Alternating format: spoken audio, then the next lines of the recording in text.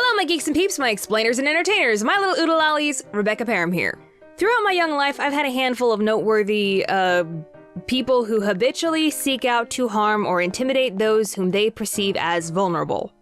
Oh, sorry, YouTube now demonetizes the B word, and I don't mean Beetlejuice.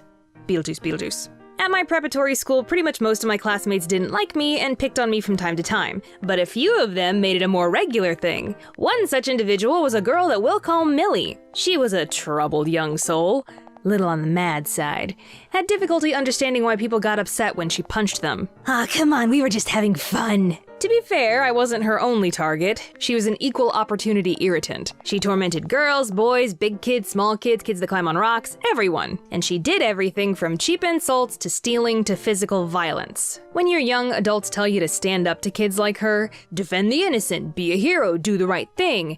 What they don't tell you is that sometimes doing the right thing still gets you in trouble. Millie, I know you're probably out there growing up and a better person, but I'm using you as an example. On with the show.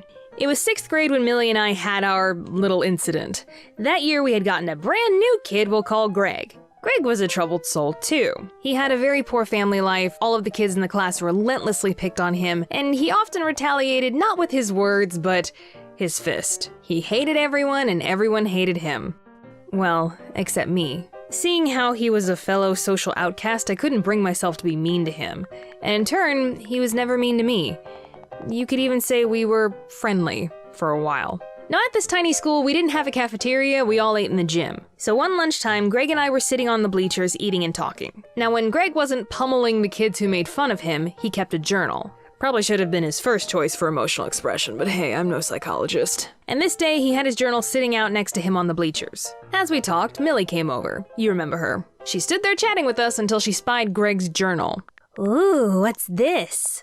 Don't touch it, it's my journal. A journal? Come on, let's see it.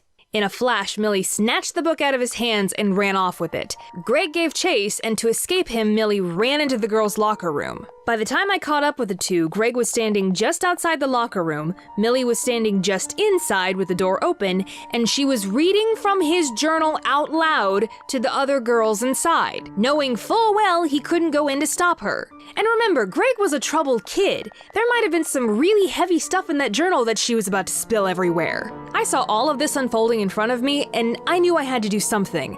This was not right. Time to stand up, as the adults say. So I ran into the locker room and began tussling with Millie for the journal. No one was getting hurt, mind you, just a lot of pulling and shuffling. But tug of war quickly escalated into war. Give you 3 guesses who took it too far. We struggled for about 10 seconds before it happened. The next thing I knew, she grabbed my wrist and bit down as hard as she could. I screamed full voice and let go of the journal. When she finally let go of me, I looked down at my wrist to see a perfectly gruesome bite in my skin. And it was pretty gnarly looking too, those serrated indentions, it was already starting to bruise, and it was slobbery. Thankfully, she didn't break the skin because listen, human bites are nothing to sneeze at. Do a Google search. Mayo Clinic says to seek emergency care if the skin is broken. Apparently, we all have Komodo dragon mouths full of dangerous bacteria. Actually, that kind of makes you rethink kissing. You bit me! You actually bit me! What the hell is wrong with you? You're insane! I'm going to the nurse! Suddenly, Millie wasn't so concerned about Greg and his journal anymore. I marched right to the nurse's office, with Millie behind me trying to convince me not to go. When I showed the nurse the bite, she disinfected it and called the principal.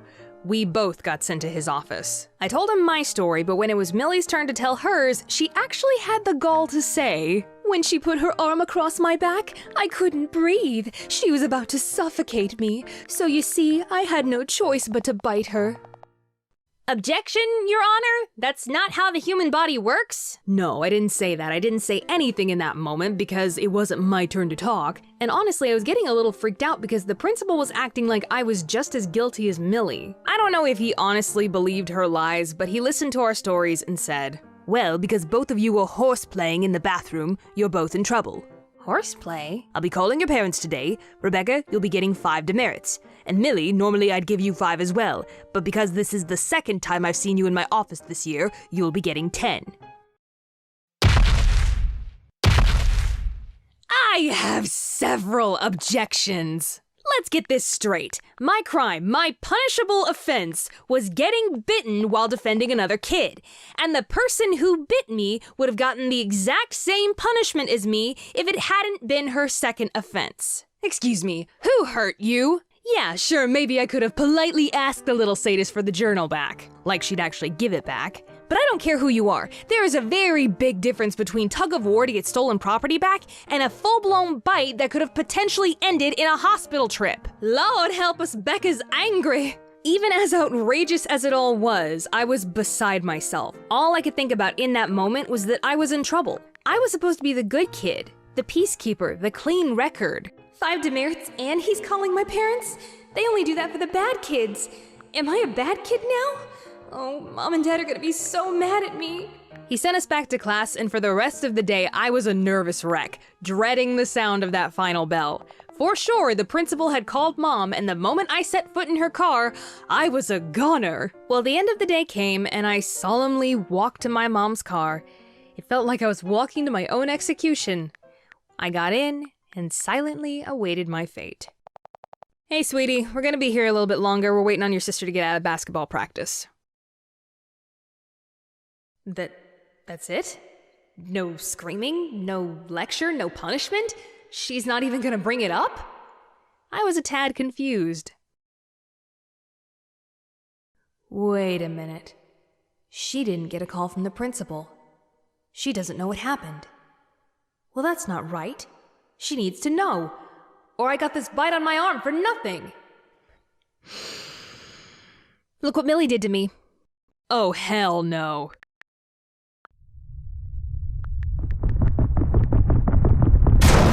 Explain yourself, knave! We were in that principal's office for a good half hour, and Mom calmly explained over and over and over again the absurdity of it all. How backwards it is to punish a child for essentially being assaulted, especially while defending another child.